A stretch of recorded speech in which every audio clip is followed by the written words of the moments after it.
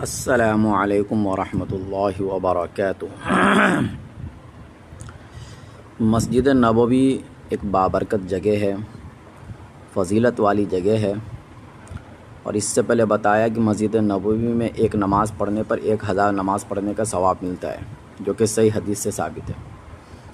اب مسجد نبوی میں نماز سے متعلق ایک اور حدیث ہے کہ مسجد نبوی میں 40 نمازوں کی فضیلت مشہور ہے، اور امت کے ایک بڑے طبقے میں معمول بہا ہے یہ۔ مگر بہت سے حضرات اس فضیلت سے متعلق حدیث کی سند پر کچھ کلام کی وجہ سے ثبوت فضیلت ہی کا انکار کرتے ہیں، تو یہ غلط ہے۔ ضعیف حدیث سے یہ فضیلت ثابت ہے۔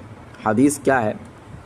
حضرت انس بن مالک رضی اللہ عنہ سے مروی ہے، حدیث مسند احمد میں ہے، اور حدیث کا نمبر ہے 12583 کہ نبی صلی اللہ علیہ وسلم نے فرمایا کہ من صلی فی مسجدی 40 صلاۃً، کہ جو شخص میری اس مسجد میں 40 نماز اس اہتمام سے ادا کرے کہ لا یفوتہ صلاۃ، کہ اس سے کوئی نماز فوت نہ ہو، تو اس کے لیے جہنم سے چھٹکارا، عذاب سے نجات اور نفاق سے براءت لکھ دیا جاتا ہے۔ 3 پروانے اس کو ملتے ہیں، ایک تو یہ کہ جہنم سے آزادی، دوسرے عذاب سے نجات، اور تیسرے نفاق سے بری ہونا۔ اب اس حدیث کی سند میں چند راوی ہیں، تو ایک راوی ہے حکم بن موسیٰ، جن کو علامہ بن حجر رحمۃ اللہ علیہ نے کہا کہ یہ صدوق ہے، قابل قبول ہے سمجھو۔ عبد الرحمن بن ابی الرجال، یہ بھی صدوق ہیں۔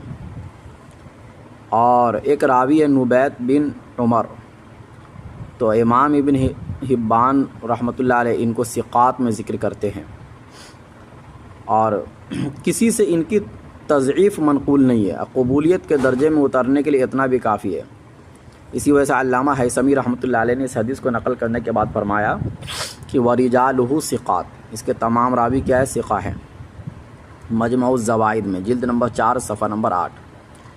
حافظ امام منذر رحمۃ اللہ علیہ نے بھی فرمایا کہ رواہ احمد ورواۃہ رواۃ الصحیح، صحیح کے راوی ہے۔ الترغیب والترہیب للمنذری جلد 2 صفحہ 139۔ علامہ ابن حجر رحمۃ اللہ علیہ بھی اس راوی سے متعلق ابن حبان کی توثیق کا ذکر کیا، کوئی جرح نہیں کی۔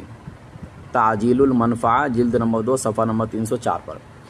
تو امام ابن حبان کی توثیق، علامہ حیثمی کا اس سند کے راوی کو ثقہ کہنا، اور امام منذری کا اس کے راوی کو صحیح کہنا، اور ابن حجر رحمۃ اللہ علیہ کا خاموشی اختیار کرنا اس کی مقبولیت کے لیے کافی ہے۔ اور جرح و تعدیل کے ائمہ میں سے کسی امام نے بھی اس کو جھوٹا راوی نہیں کہا، لہذا یہ حدیث موضوع یا من گھڑت بھی نہیں ہے۔ ہاں ضعیف ضرور ہے، لیکن فضائل کے باب میں اس قدر ضعف قابل قبول ہے جیسا کہ اصول حدیث میں مذکور ہے، اور ضعیف حدیث بھی مقبول ہی کی قسموں میں سے ہوتی ہے۔